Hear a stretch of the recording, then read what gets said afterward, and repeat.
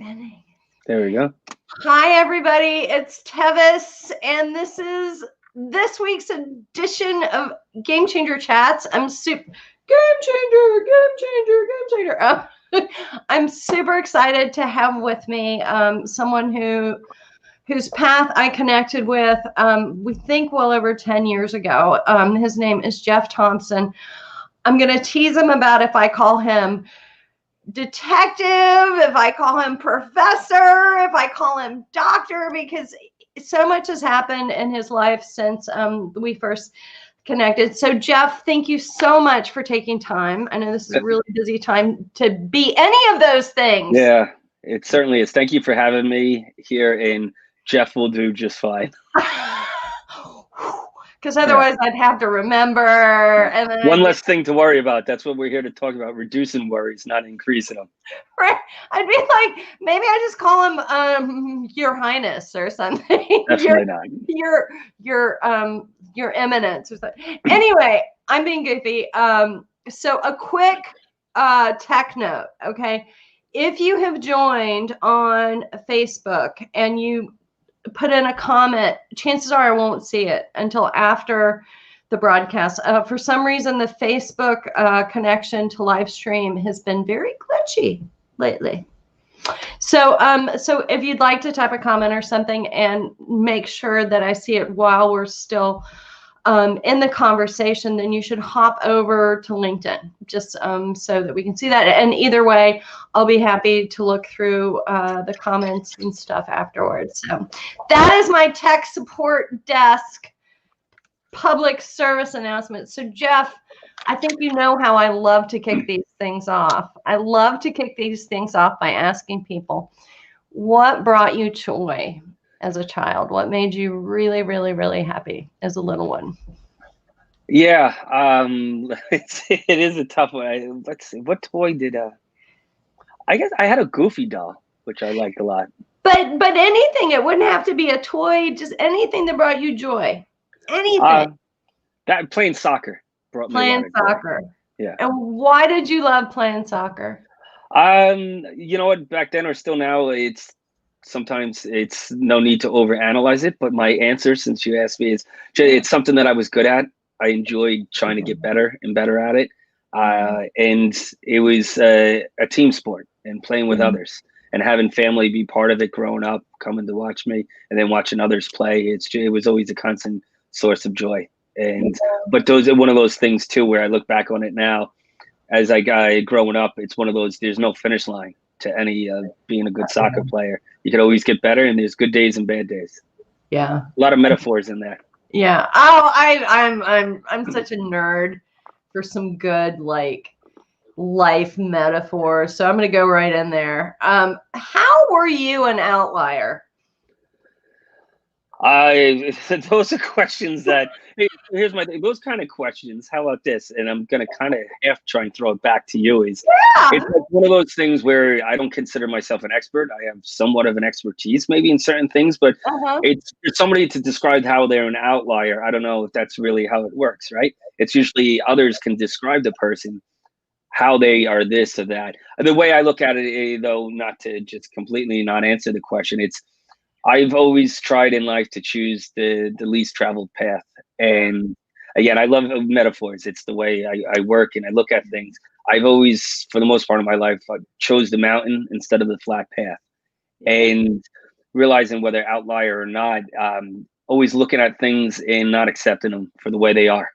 Yeah. But also realizing that makes things a hell of a lot tougher in life. And I've got no regrets, but it's that idea of, you know, or here it is, bringing it back to a bit more lighthearted of a saying I like to say, I enjoy swimming against the tide, and sometimes just for the hell of it, and why not? And I know that because we're friends on Facebook, and you've posted some pictures of surf that you've been swimming in. I've been like, dude, the only way I'd go into that is with a surfboard. Okay, so mountains, swimming against the tide. What was an early mountain that you picked when you could have picked a flat path? Well, so here's the thing too, like when I talk about a lot of my work in resilience or mental health, even suicide prevention, first thing I always say is growing up, I had an awesome childhood. I don't have like whether that's single or long-term event. I was very blessed and fortunate to have awesome parents, awesome siblings, great friends. And though, if you look at maybe one of the challenges I look at, maybe the first one that pops up to my mind as you asked that is when I chose to join the NYPD. And you want to talk about taking on a challenge where you think you know what it's going to be like, and then it being all different things, and using this past year alone really surely demonstrates the challenge that nobody's expected, including myself. Yeah. What inspired you to join? I mean, that can't have just come out of the blue, right? Yeah, no, it's and it's weird, and partially it kind of did, but it didn't. So it was, in the one sense, in my prior job, I was working for the state government, and basically my role was helping people and trying to help people navigate things, whether it was something in their lives that they had an issue with that they wanted to reach out to us, or something grander and trying to navigate the bureaucracy. I was much younger back then, and I enjoyed doing it. And then I always say, and this is an awesome actually opportunity to pay it forward, I worked for an awesome guy named John Ravitz, and he gave politics a good name. So what happened? He decided to leave politics, unfortunately, which God bless him. And then I was left with trying to figure out, all right, what do I want to do next? And I basically, long story short, I wanted to help people. And then it hit me saying, wait a minute, if I want to help people as much as I can, it's the only route for me is becoming a New York City police officer.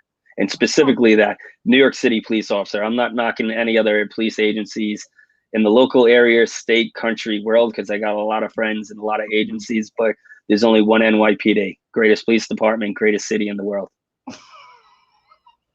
I'm very proud of it. I love it. I love it. You're New York born and bred, right? Yeah.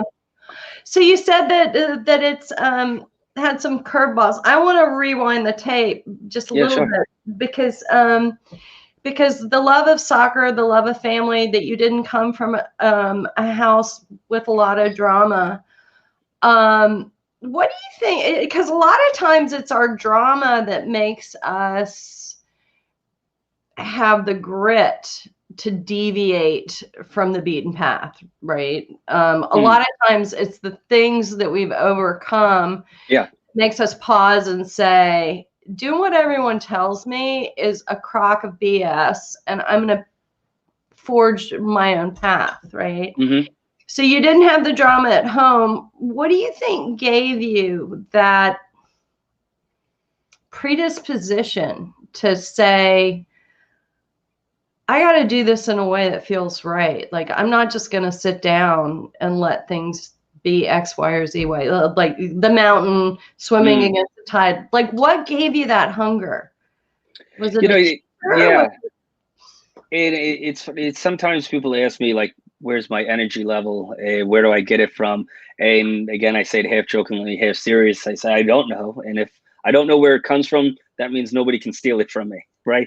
But also it's a question like discerning it a bit more, just being in New York and being exposed to so much, right? Even like you said, the definition of resilience is being able to bounce back from tough, adverse situations. And look, we've all had them in our lives. And to pinpoint it, I'm not sure, but also I look at it, you look at what we all experienced here in New York, but across the world, like when 9/11 happened, and sort of awakening something inside me of wanting to do something. And I know it's still early yet, we can have all these rabbit holes to go down, but it's also like one aspect of resilience that I try and practice everything I research and preach. It's that idea of be the hammer, not the nail. And if you want to see change in life, be part of the change. Stop blaming others or other things going on. There's something every one of us can do, and every little bit matters. And whatever I had growing up as a kid, that spark in me, you know, proud American, Irish, German heritage. I've just grown up in that family atmosphere. Is always like, if you want something, go get it done, and being raised that way, and don't expect it to come easy. Don't expect anything free. But ultimately, again, throwing another resilience term out there, realistic optimism. The more you bust your butt, the more you work harder, the more chances for returns. But positive success isn't guaranteed either. And seeing how hard my parents worked and others worked, and knowing that it's not always the way you want it, it increases those chances. Yeah. What did they do? What were their professions? My mom worked in a variety of areas. And she helped her, most importantly, of all the different jobs she had the number one important job of not only being employed and working various jobs, but raising the four of us. So she worked full time. Yeah. And my dad also, God bless his soul, he was a captain in the fire department, FDNY. Were you torn? Did you think about joining the fire department? I took, he had me take all the tests. And I tell you, God bless everybody, and especially our firefighters. But like, I like to think I've got some grit in me, but I just never envisioned me really wanting to run into burning buildings. I'm okay with being a cop. It's a different mindset, and it's just, there's something for all of us out there. But that one, definitely not for me. Oh my God. So you like a mountain and you like swimming against the tide. You're not going to. Notice there were no metaphors about fire in there. No. What is it? The earth, wind, and fire, or what have you? There's no fire. Earth, wind, rain, and fire. It's funny too, because when I asked you, like, what inspired you to listen to your truth, right, and to climb the mountain, you said, yeah, people are always asking me where the energy comes from, and I was thinking flat whites, because I know that you like flat whites. Yes, absolutely. But some people might not know what you're talking about. So I know. Tell them. Flat white is a certain type of coffee that is very famous in Australia and New Zealand. They do sell it here in New York, but I do say that I'm energized by flat whites.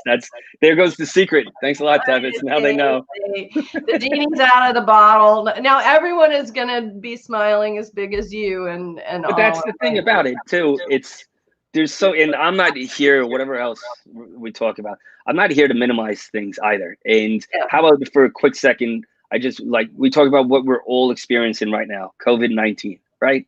And this is where, and I've known you a long time and you've known me, I don't want people misinterpreting us laughing or having a good time, because we know how serious the world is also. Yeah. And we've all universally have been impacted by COVID. That's a guarantee. It's just as unique individuals, we've been impacted by it differently and uniquely. But this is the key where like grit and resilience comes into play, is we have to acknowledge the bad. We have to acknowledge the hurt. Absolutely. There's no bona fide research that says ignore it or ignore your emotions. But here's the kicker. If we're going to make time for the bad, we sure as hell got to make time for the good. Exactly. And laughter, smiling, humor, that's just not some soft, touchy-feely stuff. There's hardcore, legit science behind it. But here's the thing. We don't need to read the science behind it or read the research studies, because we know what it feels like, right? Yeah. Exactly. Yeah. And it feels good feeling good. And we all could use some doses of it right now. Well, so I'm careful about who I bring on this, because I want people to. You told me that. And that adds a lot more pressure on me each time. Well, no, just because some people, they want to come on and they want to have their nice little speech and they want to, and I'm like, look, the only way that we get through things is by one, acknowledging if they are difficult, and then finding something in our hearts to move forward. If we pretend that we've got everything sewn up all the time and that everything's easy, then we're fakes, right? B, we can't honor or respect anyone else's struggles or journeys, right? So it's like, I love it that you just spelled it out. Like, it's okay to laugh, and it's okay to say, well, this kind of sucks right now. Yeah, think about that. Absolutely. And that is, it's important doing that.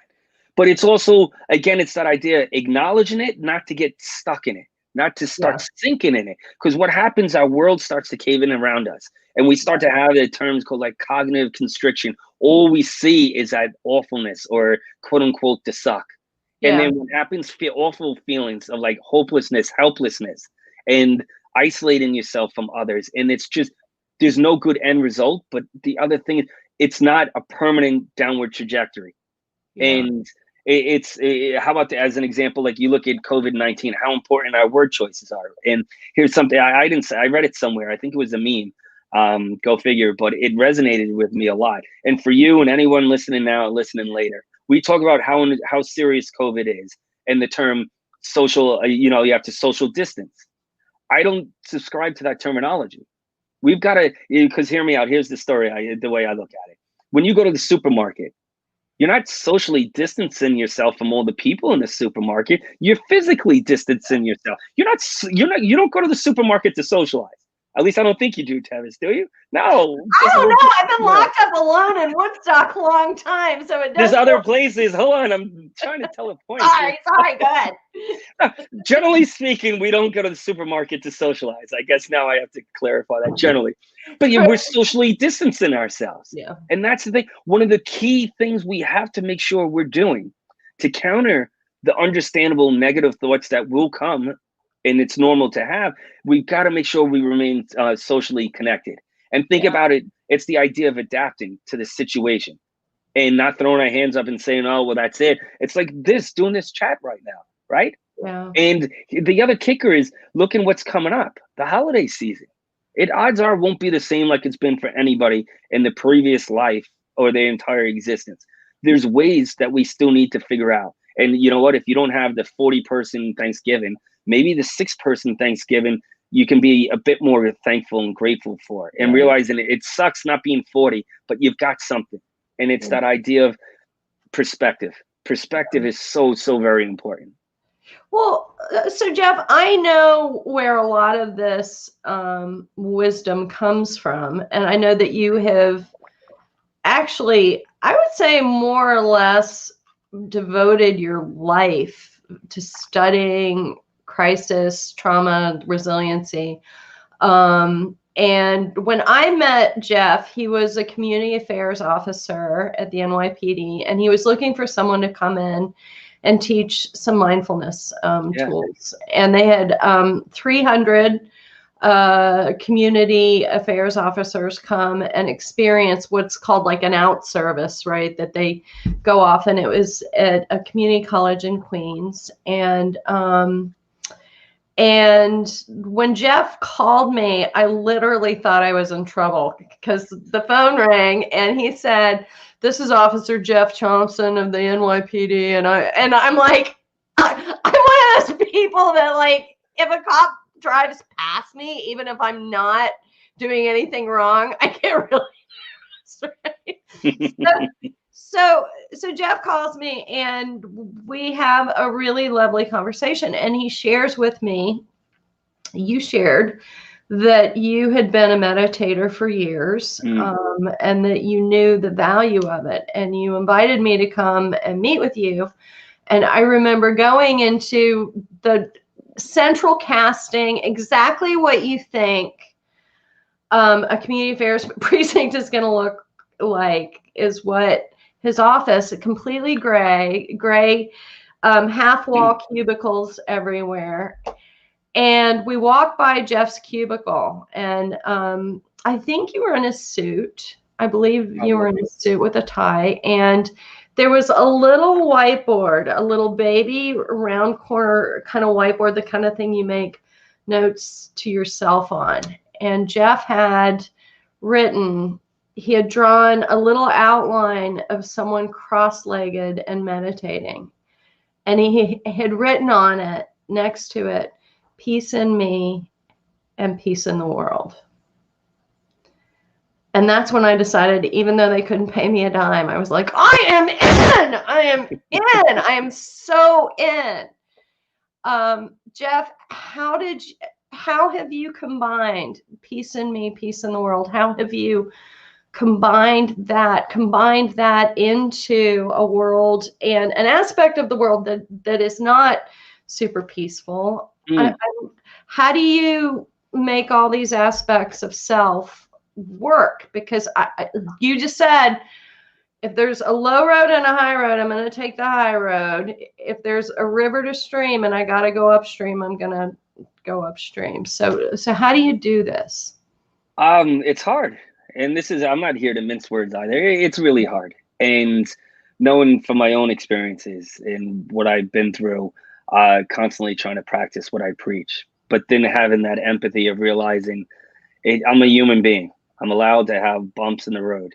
And it's the idea of bumps in the road is normal, but trying to make sure those bumps don't turn into roadblocks. And practice like the mindfulness 10 plus years ago. And it's still, for me, it's very much a work in progress. Having Forever. Well, right. There's no finish line to this. And that should be reassuring. Like there is no, all right, I'm mindful or whatever. There's no trophy or badge, at least not that I'm aware of, and be suspect of any company selling those trophies and badges. Yeah. But it's the idea of being trying every day. And these aren't cliches, but also like, and I look at like key terms and always learning, right? So I look at it like you showed I got heaps of books here. And this one by Kristen. And this, I came across that only recently, a couple of years ago, like Kristen Neff's work. And imagine trying to sell self-compassion to first responders and realizing you've got to be your number one advocate, not your worst enemy. And if you're down, why the hell are you going to kick yourself while you're down? You be the first one to pick yourself up, embrace others, let them help you, but it's got to be you. And I'll be the first to say it's hard. It's really, really hard. And that's why I guess it's so passionate about this stuff. I've seen the awfulness of this world and it continues, but also I've seen the beauty of it. And both are happening today and tomorrow, and they're going to keep happening. And it starts with whatever. I can't believe that you remembered that little drawing. It's me. I've got a really blurry picture of it somewhere. I'm going to post it when I find it. Yeah.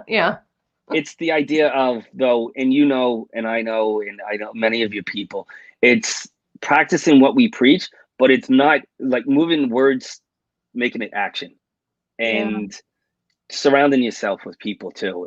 Those are the key things. But here's the thing, because this is where it gets blurry for people. It's having self-compassion, but not having a pity party for yourself and not making excuses. Talk about the difference, though. Will you talk about the difference? What is the difference? Yeah, so you look at it, so the difference, and it's from Kristen's book too, like the difference between, what is it, self-compassion and self-esteem. And the way she puts it perfectly is what goes out the door, what leaves you alone when you don't succeed in something. Usually it's your self-esteem plummets. It's self-compassion. And I'm not saying you can't have self-esteem, it's good, but self-compassion is the true, legit, like gritty, resilient strategy, because you got to be able to take care of yourself, allow yourself to fail, but don't make excuses then, and don't build up all these reasons why stuff isn't working. Because again, I say it's that idea of being the hammer, not the nail, and owning it in the sense, because that acknowledgement, that acceptance, you can use to just say, oh, I'll never be good, or wallow in the misery of everything. That's not what I subscribe to. Accept that things won't always go the way you want. Know that you're not in this alone, but bust your ass, work hard.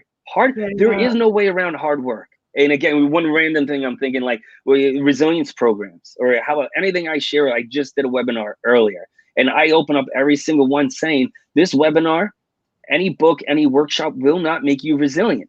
No, it won't. It doesn't work. It's the resilience, which we all have in us, first of all. But we all have resilience. If you're looking at enhancing it and enhancing your positive mental health, it's doing it.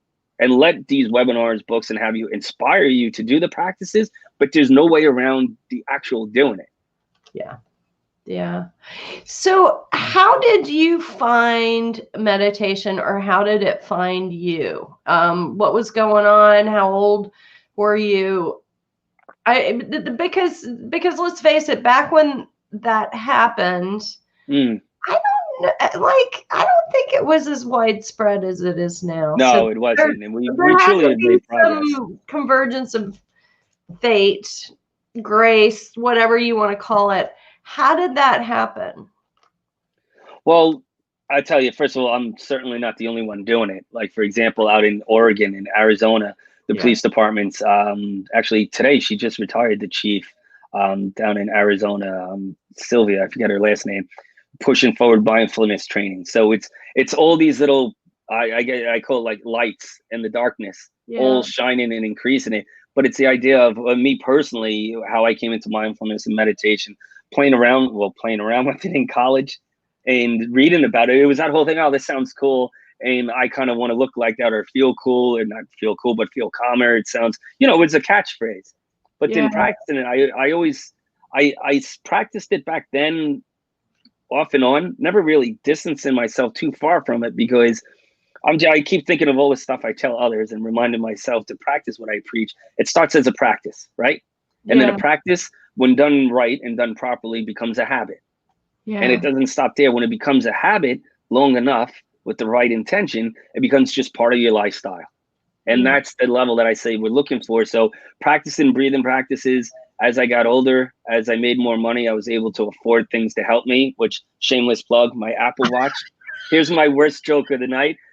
What does the Apple Watch remind me to do 1 minute every hour? Are you familiar with it? What's on the Apple Watch? There's a breathing app. No, there's a breathing app. It reminds me 1 minute every hour to breathe. And then my bad joke is, I don't know what the hell I'm doing the other 59 minutes, but at least 1 minute every hour, Jeff is breathing thanks to my expensive Apple Watch.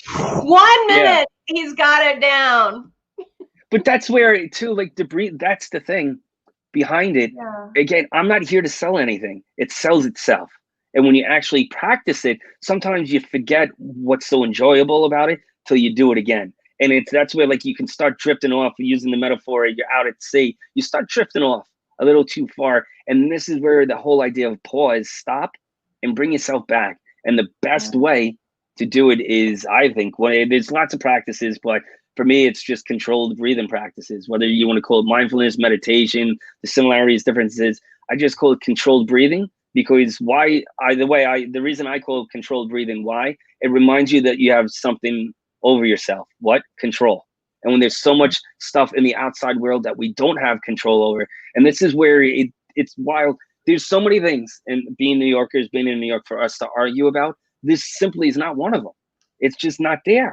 The results are there in the neuroscience, but also the self-feeling. Practicing controlled breathing is just, and there's different ones. So if for people that say, oh, I don't like this one, I'm not doing it. All right, you might like it tomorrow. You might like it next week. But again, the great Dr. George Bonanno, he calls it flexibility.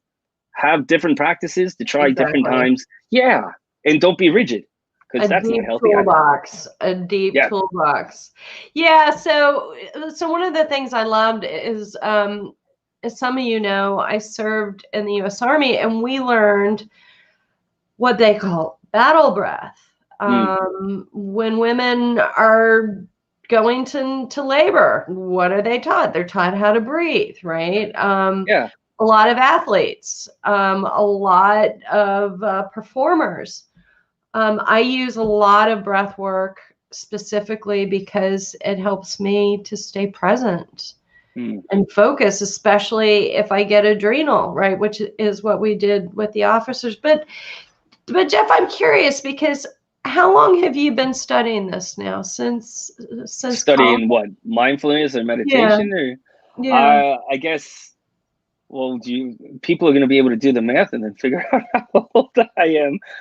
No, 20 years. He's not 22. I'm not. I act like it quite often. You can ask my family, but I'm surely not 22. And no, I'd say since college, so just over 20 years. Jeff, I'm turning 52 this year, but don't tell anyone. All right, that'll be our secret. Okay, so 21 years. It's so funny too, because I heard a talk by Pema Chodron, who's a famous Buddhist teacher, and she said, look, you're still just lucky if you have a present inhale or a present exhale. Like, so a lot of times people will try these things and they'll say, oh, it's too hard, I can't do it, I'm bad at it. And I'll be like, just you. Everyone else is great at it, right? But to the point about adrenaline, right? Everyone is in a really heightened adrenal state. Cortisol, when I was going to say, of course, adrenaline and cortisol. When it's going too long, it kicks into cortisol, which screws with your memory recall, your sex drive, your digestion, your metabolism, your immune system, your joint. Like, this is a pyramid effect, right? Yes. Jeff, you're straddling so many worlds, because to those who haven't seen your background, you have done a lot of crisis prevention and suicide work, right? Yeah. Which I'm fascinated by, because that's when the scales have really tipped completely. You, like, even before the Black Lives Matter current conversation and issues came to the fore, you were a community affairs officer, which is basically the people who don't wear weapons or firearms, and they No, are. we do. For clarity, we do. We were. Go ahead. Well, that day we were at a training. Yeah, we wear different color shirt to differentiate ourselves. But we serve a different purpose. But even to jump in there because of the perception, it's something, and I'm not saying you were going to say, like, we're the specially trained, like, community affairs officers. It's in our name, to build more sustainable long-term relationships on a variety of levels with the community.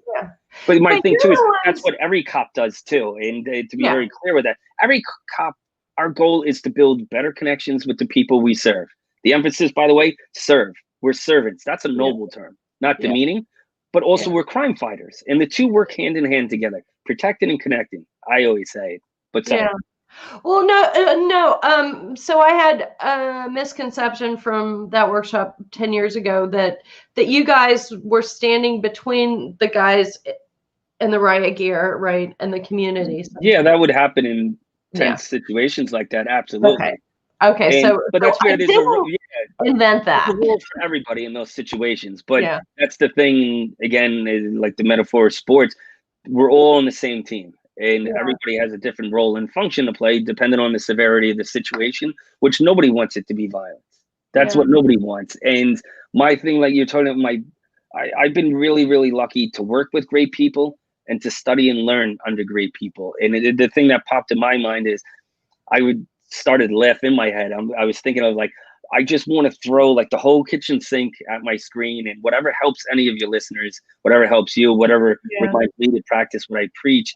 It's that idea of finding mentors is so important.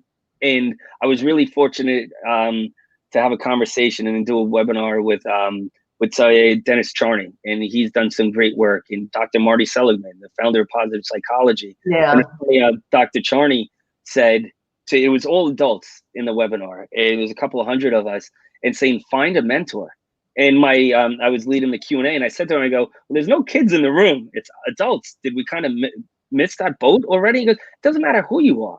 And looking beyond the idea of mentor doesn't have to be somebody close to you, face to face. You can find it in different ways. And it's the idea of embracing the COVID-19 world. It's in a book, reading an author, listen to a podcast to somebody. It's the idea about being inspired by people. And COVID could be an excuse if you let it be. But I try to embrace it, reading and things like that. Well, I think that's a really good point, because we think about food as our nourishment, right? And you can put good stuff into you, or you can put crap into you. And it's the same thing with our mental stimulation. It's the same thing with our relationships. Right? You're still right. What kind of people do we put around us? But think about it, how it's so much more complicated. You know, the Twinkie or the cupcake you're eating, it's so much more complicated than mental, because we don't see it. It is complicated. And the way when you talk about the cortisol, the adrenaline, and what's going on, and being in that fixed hyperactive state, it's just, there's no other way to say it. It is a lot harder. And we have to be honest with ourselves. But here's one for you that I thought of as you were saying that too, is for all the people listening, hopefully, like, that have a really good workout routine, right? They go to the gym, they do yoga, CrossFit, HIIT workouts, they run their 5K, 10K, marathons, what have you. That is awesome, because physical health is a key component to your overall health. But my question for everybody is, and this is where I'm here to try and push us all, ask yourself, what are your mental push-ups? What are your mental pull-ups and sit-ups? And here's the one that my idea to try and emphasize it, because when I talk about trying to get people to practice resilience, mental health, some of the pushback I got, and you tell me, I know this is your thing and you're supposed to ask the questions, but I want to throw one at you. Here's the way that I try. Conversation, honestly. So here's the way I look at it, using that perspective, because a lot of people say they like the concept of doing these practices. And the story I say, it's like being on the platform of the train station. When the train comes in, actually doing these mental health resilience practices, instead of getting on the train to do them, the gap, the gap goes from 2 inches to 200 feet. Yeah. So the way that I try and sell it to myself, so if you do all those physical activities, because people will say for the mental health, hey, I feel fine, I don't need it. But if you work out all the time and you feel like you're in a good physical shape, do you just stop working out? No, you keep doing it. And mental health has to be the same exact way. Make it part of your lifestyle, like working out, but also still going out, having a good time, eating the cupcake or eating the Milano cookie. Just don't eat the whole damn package. That's what I tell myself. That was what I reminded to myself in about 40 minutes. I think you just told on yourself that you like Milanos. I do.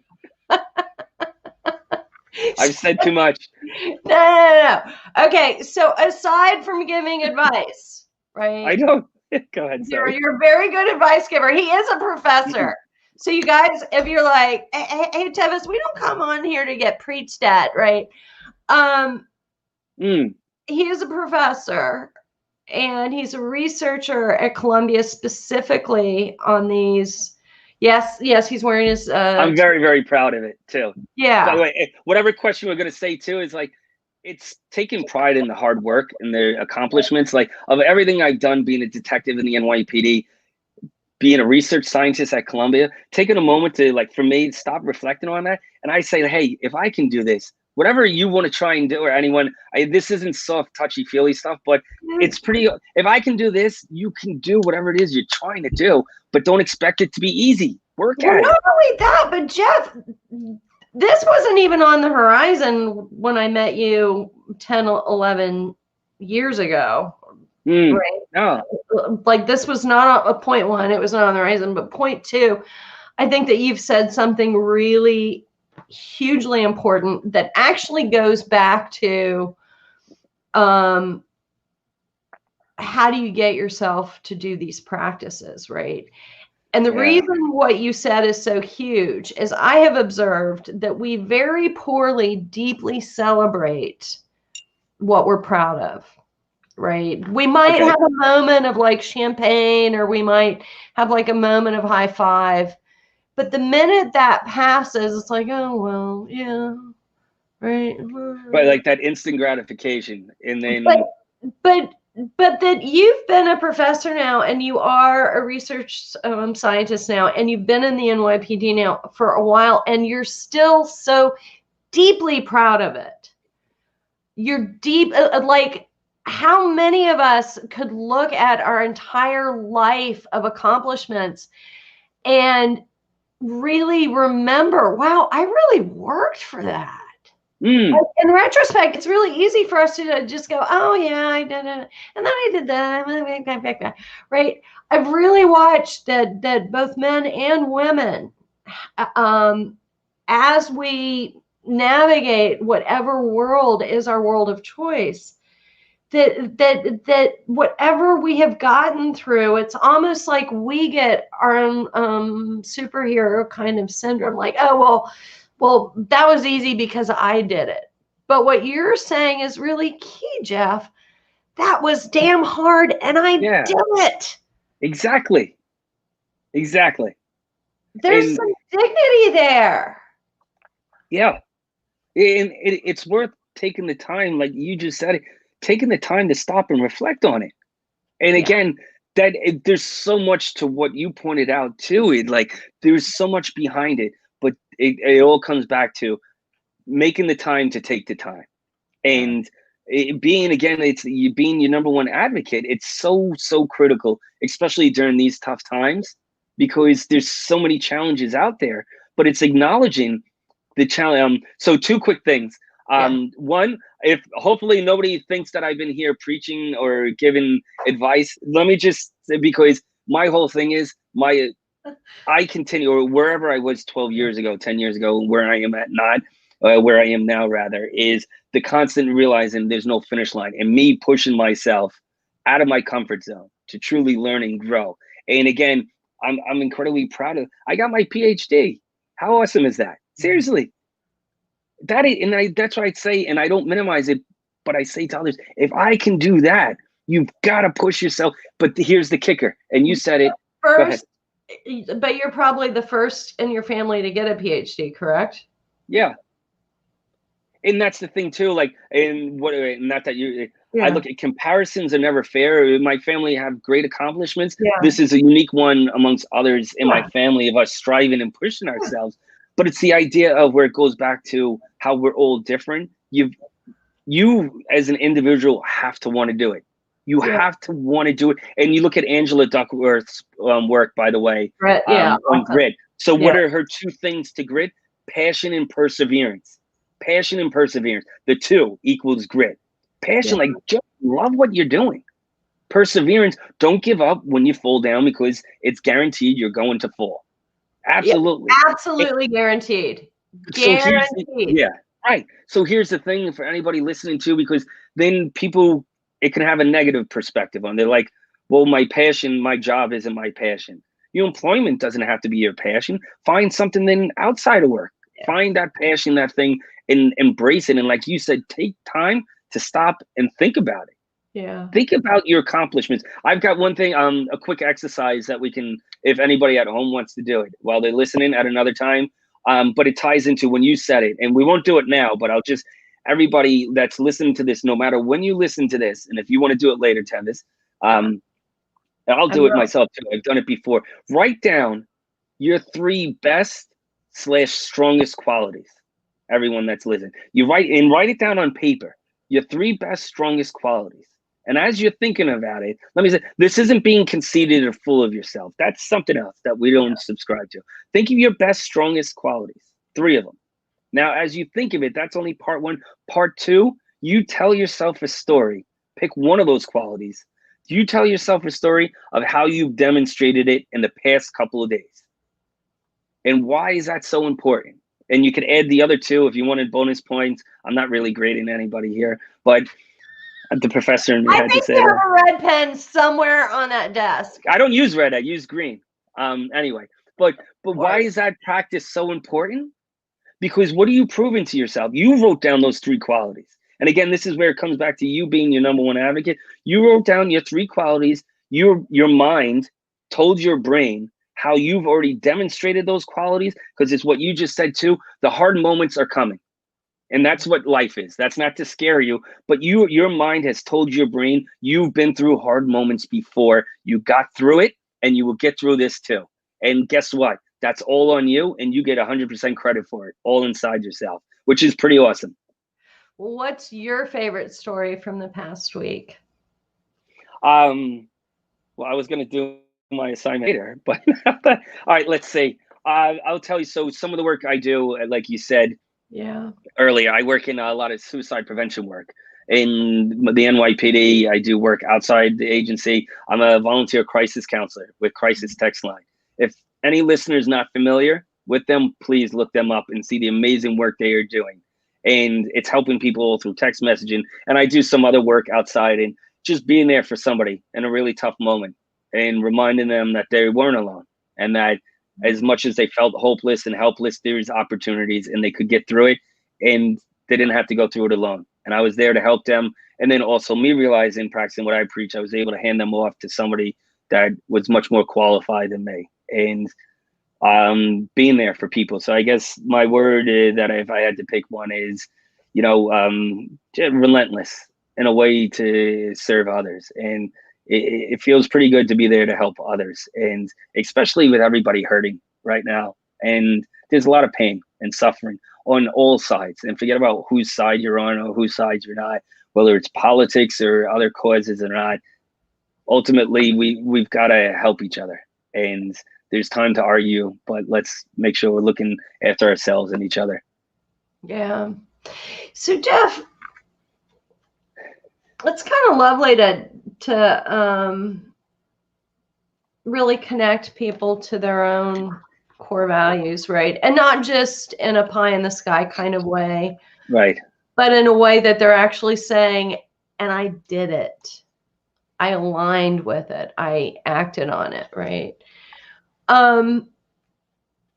With COVID and with all the ways that we're being challenged economically, politically, geopolitically, environmentally, right? There's just not a safe place to run to, right? There is no refuge from suffering right now.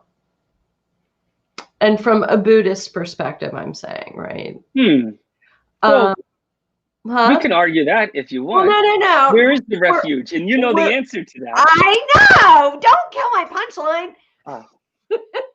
So can you share, right? I know that we just have a few minutes left, but I think it'd be really beautiful for you to share a practice. Yeah, honestly, that's awesome. Thank you for asking me that. Yeah, I think it'd be lovely. And to talk about the idea of refuge, right? Yeah. Because look, a lot of us are doing this, right? A lot of us are doing this. A lot of us are doing this, like zoning out on a TV. Like we are doing a lot of self-medicating. Of all kinds of forms, right? So I think it would be really beautiful for you to. Yeah, I'd be happy to.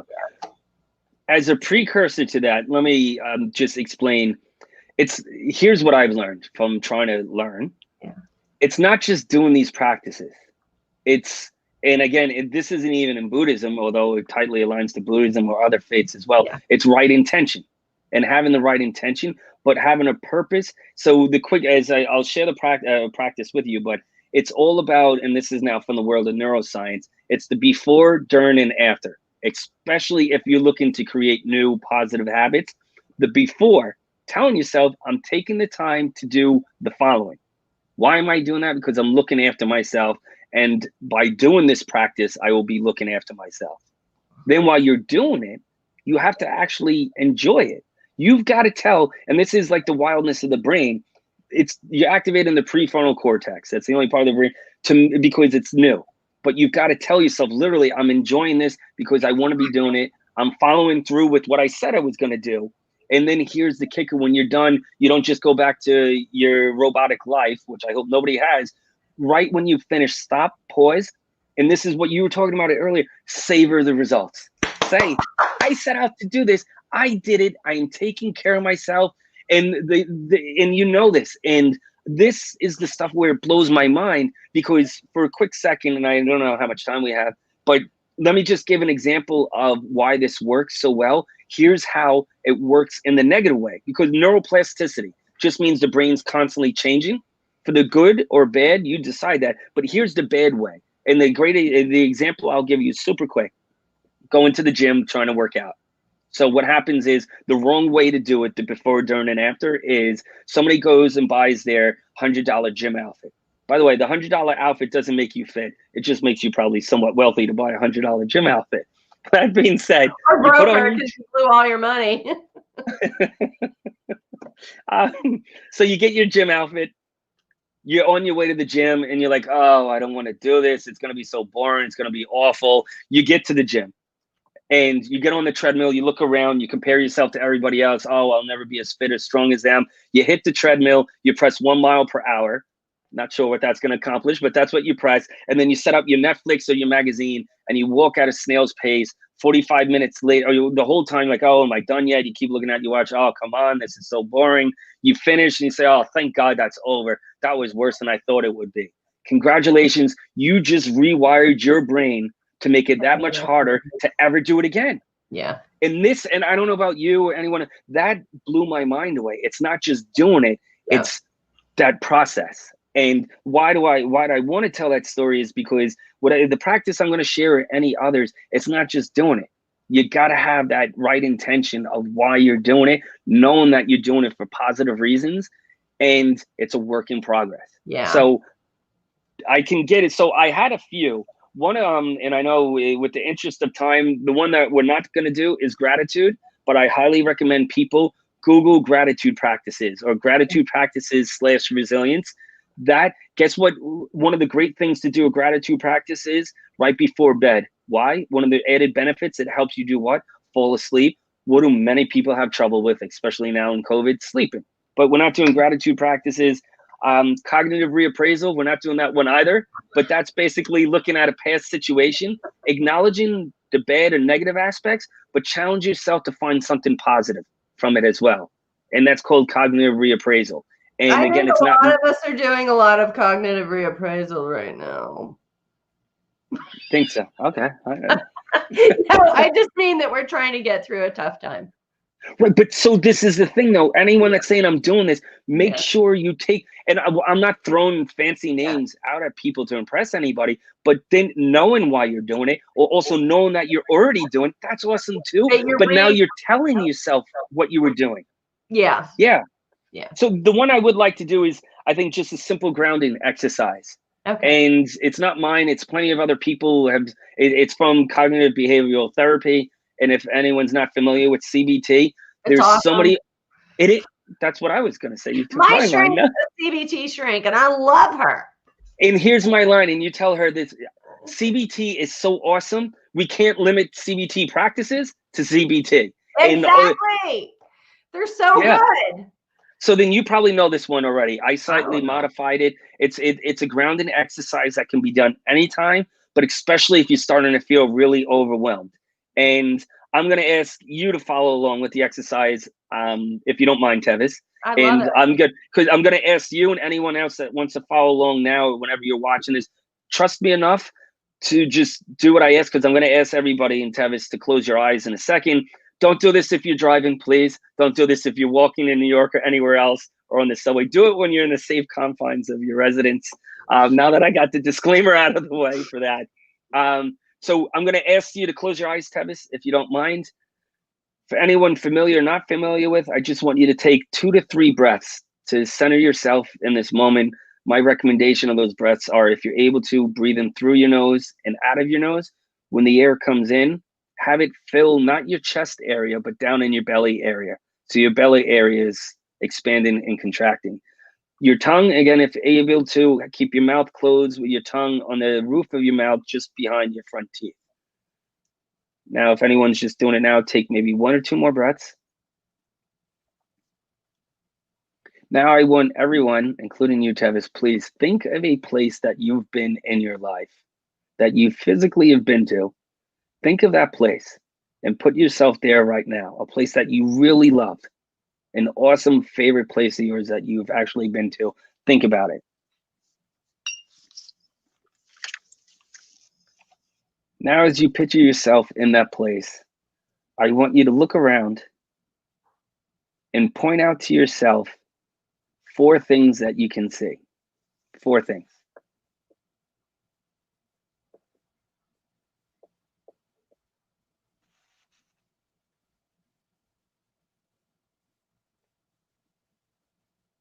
Now that you found those 4 things that you can see, I want you, as you continue to look around, what are 3 things that you can touch?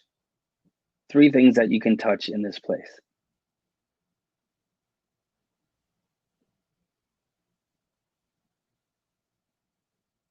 Great. Now that you've done that, now, what are 2 specific things that you can hear in that place?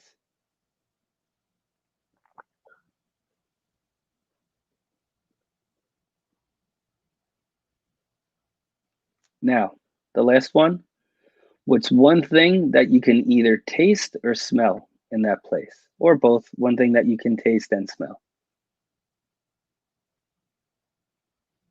Take another breath. Open your eyes. Now say to yourself, in 1 word, how do you feel right now? Elated. And if you don't mind me asking, Tevis, what's your 1 word? Elated. And you know what was so awesome about that? I can't help but smile either. At the very end there, you started smiling. I have no idea where you were, what you were experiencing, but this is, I tell you, I keep saying, it sells itself. And every time I do this, when I'm in a tough moment, I can't fall asleep. It just works for me so well. And for anyone thinking about, you don't have to have the same one place. You can mix it up, but just make sure it's somewhere that you've actually been. And it's just like, I think of it every time I was giving you the instructions, I kind of go along with it. And it's just, it feels good feeling good. And this is something every one of us deserves, every single one of us. And I was fortunate enough to learn that, and now to share it with others. I'd say that one, it's just, for me, it's pretty moving. And thank you for giving me the chance to share that. Oh, Jeff, I mean, after all these years, you brought me in to teach breath work and mindfulness. And so to now experience it from you is just, yeah, it's like completing that whole circle. It's really beautiful. So thank you for doing the work that you do. What's the mountain you're most proud of having climbed? Great question. I'll keep it to work in the sense of doing what I'm doing now. And I'm not at the top of it. It's very steep. It's specifically, what am I referring to? Most of my career it still remains working police with the public, but a lot of my focus is turned inwards also, and helping my fellow brothers and sisters. And I purposely say that right now because I'm not looking to pick sides or anything. There's a lot going on in the world. There's a lot of things that need fixing, including policing, including the public, including the police-public interactions on a variety of levels and scales. But the thing I remind myself, I remind all your listeners here, and I say with genuinely open-hearted compassion, police is made up of human beings too. And the men and women in police and law enforcement, the great majority of good-hearted people doing great work, they've got to look after themselves. And being part of an awesome team in the NYPD, Columbia, and elsewhere, and working across the country and world, reminding officers to take care of themselves, first and foremost, because they're a human being. Next, they're police. And then this is where I'd say, again, I can't see how it's up for an argument, but when you look at it from the grander macro level, police officers taking care of themselves, then collectively it makes what? A better police agency. And when you have a better police agency, what's their job? To protect the public. And this is where it's in everybody's best interest. And I'm not trying to simplify something super complicated, but that's got to be part of the equation too. And I'm lucky to be climbing up that mountain. It's pretty humbling to be part of that. Peace in me, peace in the world. Absolutely. Full circle, Jeff. Well, I am going to wish you and send you so much hope and desire that you sharing the work and wisdom that you are sharing with all the people that you share with, including the folks you encounter and the suicide hotlines you work on, the amazing people that you work with at Columbia, and obviously the folks that you are serving internally at the NYPD. I'm just going to send you every ounce of hope, desire, wish, and intention that goodness has the ripple out effect that all of us, peace in me, peace in the world, baby, because we need some peace. So I haven't seen any questions. So if you've asked questions on Facebook, then we will circle back and answer them. And yeah, I guess that means no one logged in on LinkedIn, but bottom line, Jeff Thompson, you are a very busy man. And on top of all this, I know you're raising a family, you're very happily married. So I thank you for taking a minute out of all the mayhem and all the beauty to share a little snapshot of both. So thank you, thank you, thank you. Thanks for having me. I enjoyed this. I hope others find some value in it too, but hopefully. I really enjoyed it. By the way, you pretty much described my book in all these practices. It's a practice-driven book. So if you like what he talked about, grab it, read it. I'm doing some chapter by chapter explorations of it. Next week, I have the polar opposite. In fact, I brought my mug here to show you guys. So this is from this wacky church I used to go to in Atlanta called the First Existentialist Congregation of Atlanta. And me and my boyfriend, we were living in sin at the time. We would go to this church, and I just love this mug, right? We're looking for a few good men, women, blacks, whites, yellows, browns, heterosexuals, lesbians, gays, accountants, artists, Christians, Jews, pagans, atheists, Buddhists, philosophers, and heretics. There is room for everyone. And the reason I have this is that I know that Jeff is very embracing of all humans, as have everyone been who's been a guest on this. My next guest is a renowned author. Her name's Elizabeth Cunningham, and she wrote the Mave Chronicles, which is basically a fictionalized account of Mary Magdalene, as if Mary Magdalene had been built into a Celt, like a fabled island in Ireland where everyone's a goddess. And so this cast is basically who she has in her books. She is amazing, has continued to write, is a historian, is the child of Episcopalian clerics, so it's gonna be a fun rip-roaring ride. And she also like hikes like nobody's business, so so that will be a fabulous conversation. Be there. I think it's next Thursday. Net Jeff Thompson, thank you for being with me. Join me, everyone, next week, and have a great night. Bye, everybody. Take care. Have a good night. I have such a hard time doing this. Okay, bye.